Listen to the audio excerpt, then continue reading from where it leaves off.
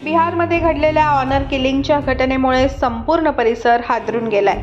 मुलीनं पित्याच्या मनाविरुद्ध पळून जाऊन लग्न केल्याचे परिणाम तिला लग्नाच्या 3 वर्षांनंतर भोगावे लागले। वडील आणि भावानेच तिच्या संपूर्ण कुटुंबाचा जीव घेतला। बिहारच्या भागलपूर जिल्ह्यातल्या गोपालपूर पोलीस ठाण्याच्या अंतर्गत येणाऱ्या नवटोलिया या गावात मंगळवारी 9 जानेवारी रोजी एक भयंकर घटना घडली। एकाच कुटुंबातल्या तिघांची हत्या करण्यात आली। चंदन कुमार वय वर्ष 40, त्याची पत्नी चांदनी कुमारी उर्फ चंदा कुमारी आणि त्यांची 1.5 वर्षांची मुलगी रोशनी कुमारी अशी मृतांची नावे आहेत। चंदा कुमारीचं वडील प्रमोद सिंग उर्फ पप्पू सिंग आणि भाऊ धीरज सिंग यांनीच हत्या केली। चंदन कुमार आणि चंदन कुमारी यांनी 2021 मध्ये पळून जाऊन लग्न केलं होतं। त्यानंतर त्यांना एक मुलगी झाली।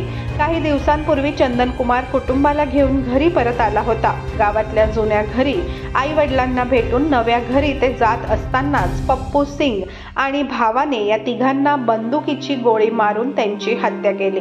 या प्रकरणी मृत चंदनच्या भावाने सांगितले की आम्ही घरातच होतो तेव्हा गोळ्यांचा आवाज ऐकला आणि पाहिलं तर धीरज कुमार गोळ्या झाडत होता। तिघांवरही त्याने गोळ्या झाडल्या होत्या। आम्ही काही करण्याच्या आतच त्यांचा मृत्यू झाला।